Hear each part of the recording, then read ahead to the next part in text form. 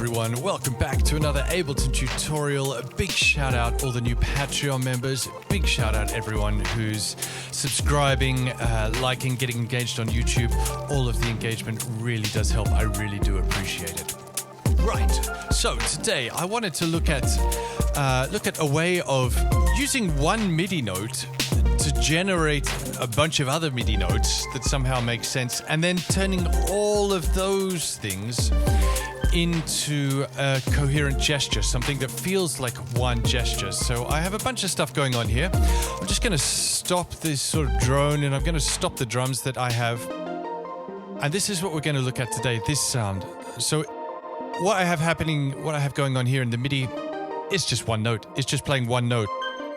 Ableton is then turning that one note into a bunch of notes, but then using the envelope MIDI device, we're sort of gluing that together so it feels like one gesture, not a bunch of individual notes. So, how are we doing that? What are we doing? What's happening? What's Ableton doing? Let's delete that. Let's start from scratch and find out what's happening. That's the MIDI for the drums. We don't need to worry about that. Right.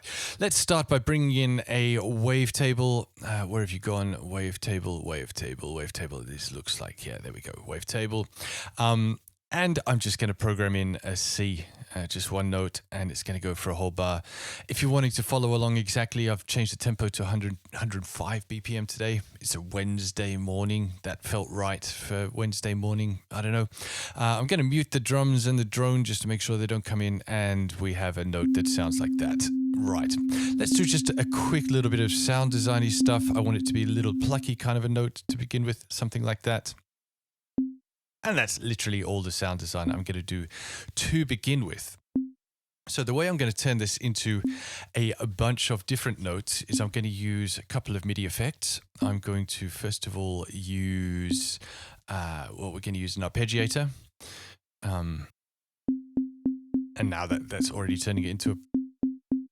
Let's bring the release down a bit. That's turning it into a bunch of MIDI notes. And I'm going to use a chord device going into the arpeggiator. So the arpeggiator, of course, takes the incoming MIDI signal if it's one note, and then it's just repeating it on eighth notes. If it's two notes coming in, so if this was a C and like an E flat or something like that. And you can see now the arpeggiator is switching between those. We're going to use the chord device to do that automatically for us. So you might remember I explored this on one of my previous videos. A little bit different the way we're going to use it today. We're going to bring in an expression control. And so this, of course, is every time a new MIDI note comes into it, it generates a bunch of values: velocity, pressure, slide, random, incremental values. We're going to use random on all of these. We're going to go random. And we're going to map that to the notes of the chord device. So now you hear this is generating a random note. It's also letting the original note, the C, come through, and the arpeggiator is doing what it does. So let's change this to another random. Let's bring you in here. Another random. Let's connect you to here. One more random.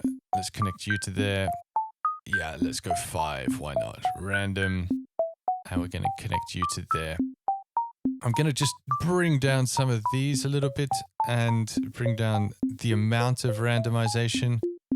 Yeah, and then we can sort of spread them out a little bit more. So this one, let's spread you out a little bit more up there. Bring that down. Bring that down. You spread you out a little bit. What are we at? No, 3. Let's bring you up to 5. Let's put you at 7. Bring that down and bring that down. And let's put you at 12. And we're going to bring you down. And we're going to bring you down.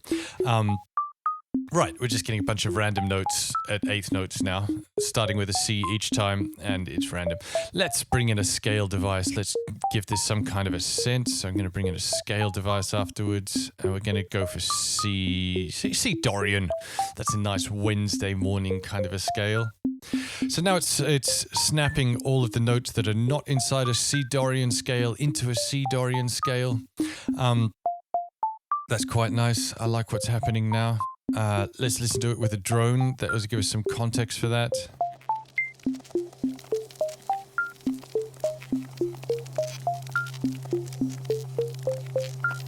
Yeah, so that's all C Dorian-y and happening-y, and that's kind of quite nice. Right, so let's take this a step further. Now, I'm going to bring in the envelope MIDI device, and I'm going to put it in front of the expression control. Yeah, you can join us, please. Thank you very much. So now what this does is each time it receives a MIDI signal, it generates an envelope. Now, obviously, every time the wavetable is receiving a MIDI signal, it generates the amplitude envelope. That's what's making the kind of plucky sounds. It generates a frequency envelope. In fact, let's actually bring a bit more of that. So filter frequency. Let's connect it to envelope 2. Go back to the matrix. Yeah.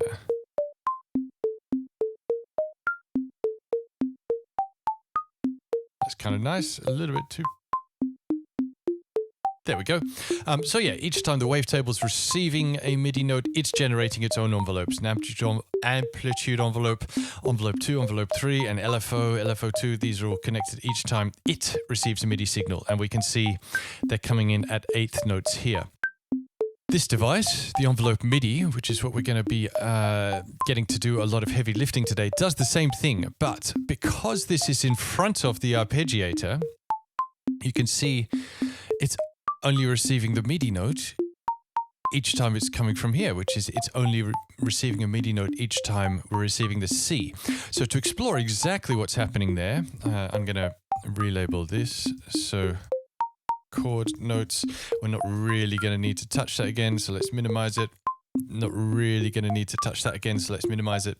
Right, so for instance, if I just make this an envelope like that, and let's change this to milliseconds. Boy. So I turned off the sync, so now the arpeggiator is in free mode. And for instance, I can now connect this MIDI envelope to the rate here. So you see that each time it's triggering a MIDI note, it's turning the rate up, and then it's going all the way down. Let's reverse that.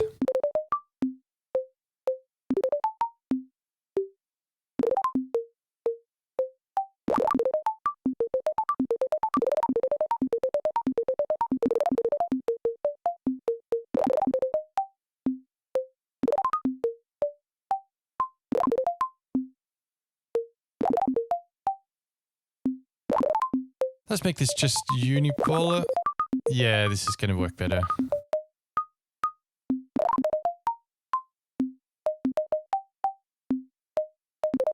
A little bit more. A little bit more. So now each time, and actually let's increase the decay here a little bit.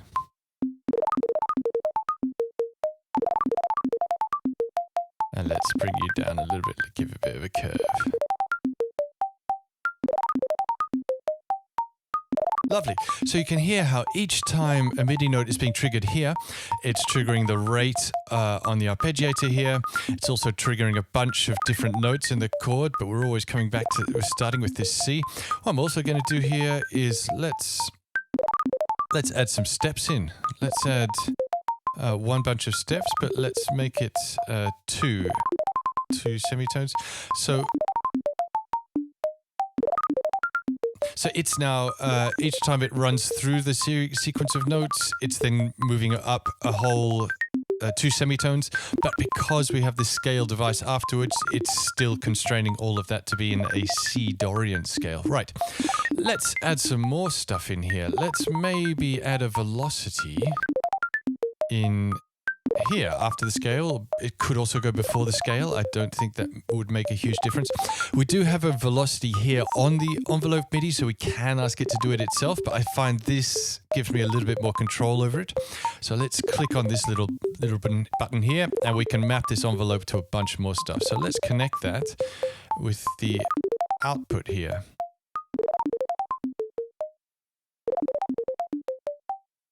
Yeah, so now we can see the velocity doing the same thing as the rate over here. Now on this wavetable, let's maybe connect the velocity to a bunch of stuff. Let's actually increase the velocity to the amplitude. So we need to go to MIDI and that's quite nice. Maybe let's connect the velocity to the filter 1 frequency. Yeah. We're getting quite it's a little bit too clicky, so maybe. Yeah.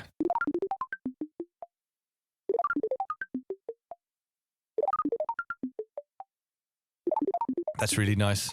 Let's also connect that velocity to this shape here. So I'm just going to click on that shape. Now I go back to MIDI and oscillator 1 position is enabled here. So we can now go like this. Bit more maybe. No, that's not quite doing enough. I maybe want to actually connect that from the envelope MIDI and we'll just go here. Yeah, that's better. Let's make that unipolar and let's go. So you can hear how the timbre of the sound is now changing through the sound. So it's making all of these individual notes feel like one gesture. Likewise with the arpeggiator speed coming down, with the velocity coming down here, it's making it all feel like one. Let's do a little bit more sound designy stuff. Let's turn on some, yeah, let's turn on a bit of a, yeah, that's nice, a bit of classic. Unison. Let's add in oscillator 2. Let's put oscillator 2 down an octave, so -12. And let's connect this as unipolar, but also let's connect it with the velocity of oscillator 2.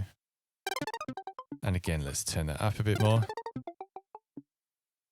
Yeah, so now we're getting a situation where also through each of the, I'm going to call it a gesture, through each of these gestures that is generated by this one MIDI note, it's also, there's a little bit of sub, but it's sort of, the sub is diminishing as we go all the way through. That's really quite nice. Right.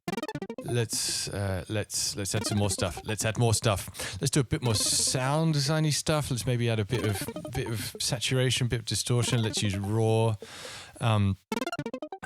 Let's just give it quite a bit of drive, quite a bit here, bring the output down a bit. Yeah, so we're now getting some lovely drive stuff happening through the sound. Let's maybe connect this with this frequency as well. Yeah. Oh, that's nice. It's maybe a bit too much.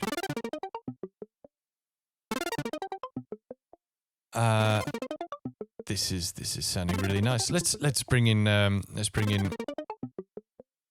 already kind of doing this is making the note shorter as it feels like it's making the note shorter as it goes through. Maybe we can actually do that here with the gate. Let's connect you to the gate. Yeah. A bit too much. Let's make it unipolar as well. Lovely. And let's make it a situation where it feels like when the gesture starts, it's right in our face and it moves away as it moves through this gesture. So let's do that with a reverb. Let's bring in a hybrid reverb. Where have we gone? Hybrid reverb.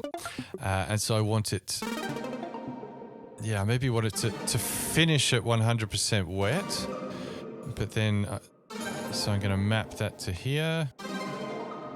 We want this unipolar. There we go. Yeah. Maybe that's a bit much.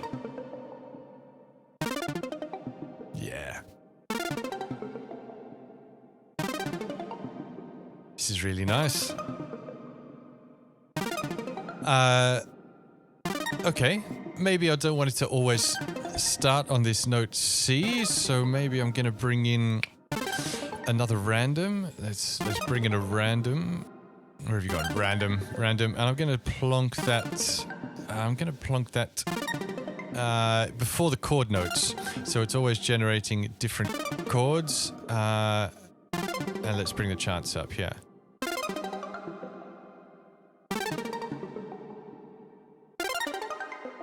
Maybe just bring down how much it's doing this. So. Yeah, that's a bit nicer. This is really nice. I'm going to add at the end, I'm going to add a device that I made on a previous tutorial, the sort of 4-tap granular delay. Link below if you want to add this yourself. You want to go and check out that tutorial. I think this will add some interesting stuff. Let's add a dry chain. Yeah.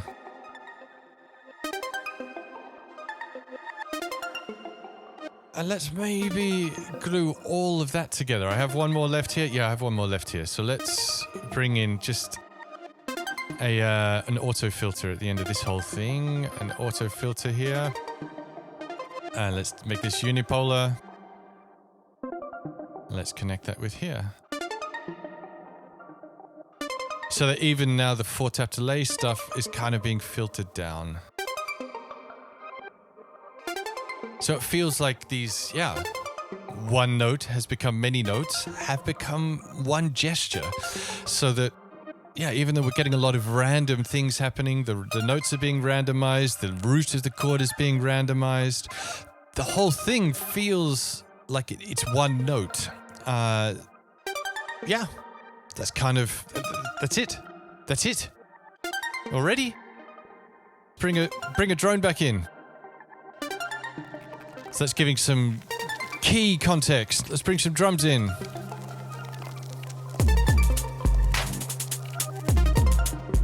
There we go.